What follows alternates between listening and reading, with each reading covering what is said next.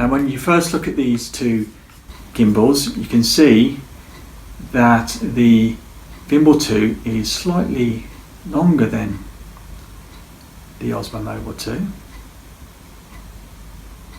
which is a bit more compact. And the other main feature of the Vimble 2 is you can use it as a selfie stick. It's a combined gimbal and selfie stick. So if I just pull out the telescopic stick, you can see now that you can use it to gain a bit more height, a bit more reach. So that is a very convenient function, combining a selfie stick with a gimbal.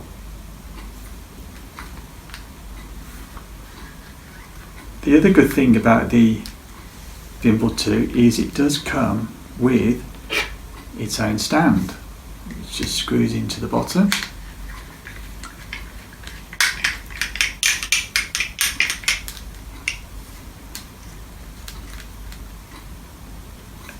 The Osmo Mobile 2 unfortunately doesn't have a stand, but it does have a screw at the bottom, so that if you do have a stand you can just simply screw it in.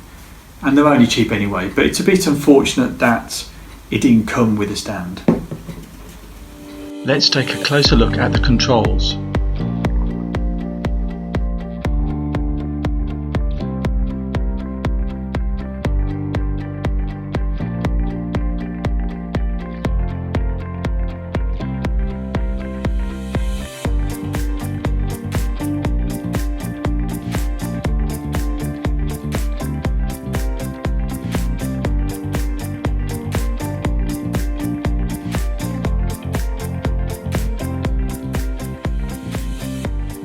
Okay, let's say how easy they are to operate with a camera or your smartphone. I'm going to use my iPhone 5.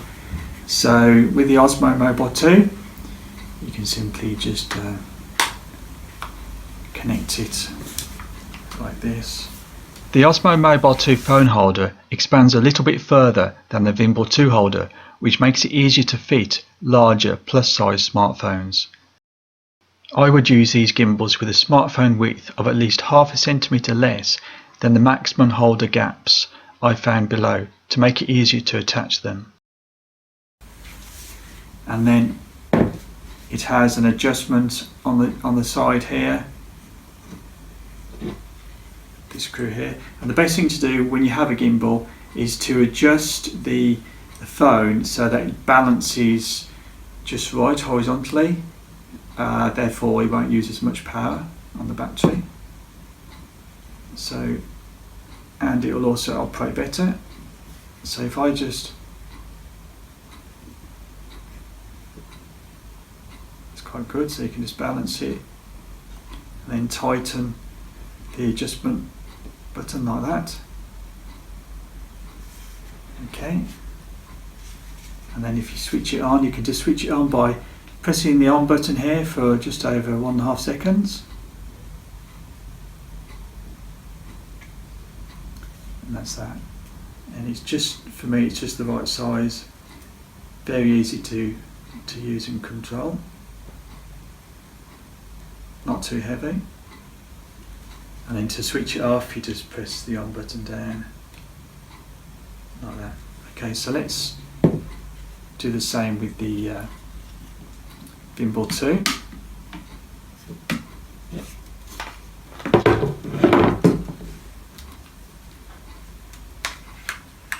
So just put it into the holder.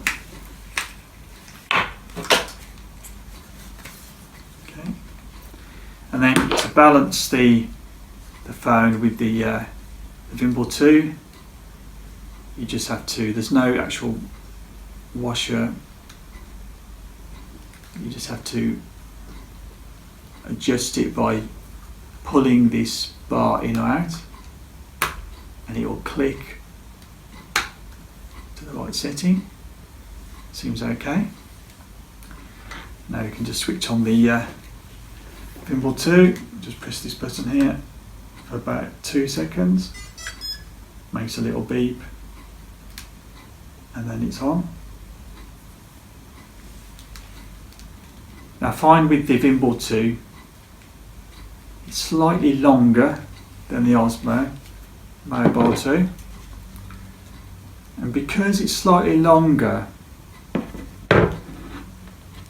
it's slightly more work, because you've got the weight of the phone higher up. It's slightly a little bit more effort moving it. It's not much, but there is a slight difference in terms of the effort, in terms of moving it around.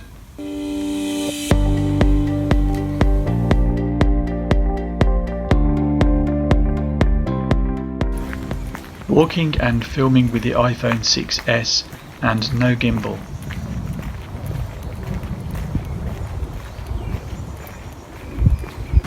Running and filming with the iPhone 6s and no gimbal.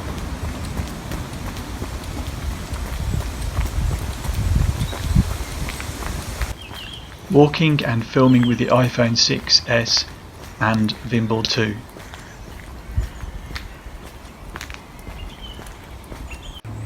Walking and filming with the iPhone 6s and Osmo Mobile 2.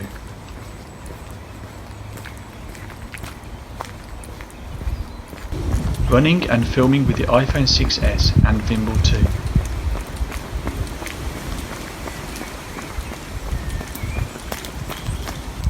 Running and filming with the iPhone 6s and Osmo Mobile 2.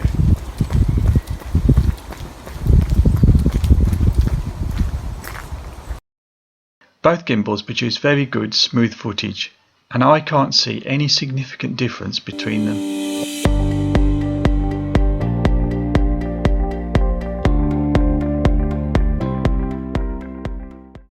The face tracking on the Osmo Mobile 2 was very responsive.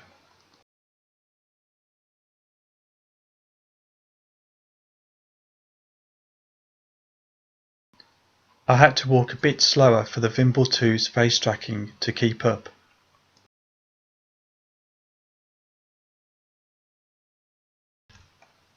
I find the Osmo Mobile 2 is by far the best at tracking an object. It's also really quite good at retracking an object after it has been hidden from view.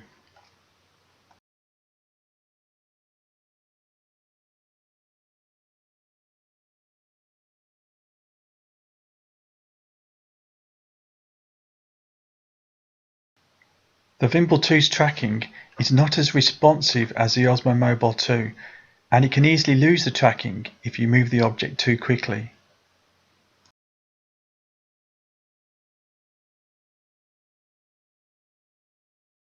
Both gimbals support Motionlapse and time-lapse.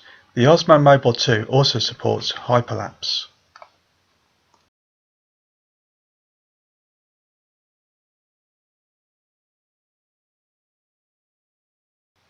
For Motionlapse in the Vimble 2, I had to use the Vimble app to adjust the rotation speed. The Osmo Mobile 2 also has a hyperlapse function. Here's a list of the main app functions for each gimbal.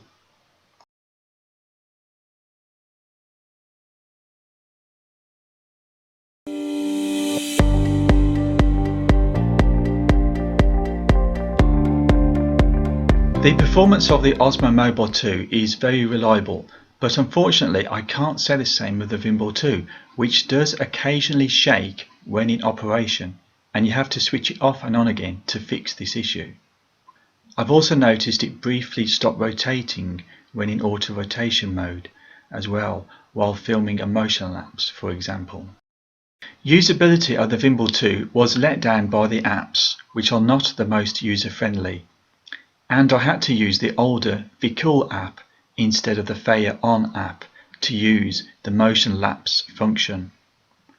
Also, when I recorded a tracking video, the Feiyutech app recorded it in reverse motion for some strange reason. For battery life, you get 15 hours usage on the Osmo Mobile 2 compared to 5 hours for the Vimble 2. For value for money, I have given a 4 out of 5 rating for both gimbals, because although you don't get the same performance and reliability from the Vimble 2, It is about 30% cheaper, and it also comes with a combined selfie stick and mini tripod stand too. So for overall scores, I've given 4.5 out of 5 for the Osmo Mobile 2 and 3.5 out of 5 for the Vimble 2, which is a slightly lower score than in my earlier review of the Vimble 2 because I have had some issues with using the Vimble 2 apps since then. So as you can see from my summary, both of these gimbals offer good value for money, but if you want the best performance and reliability, I would pay that a little bit extra and go for the Osmo Mobile 2.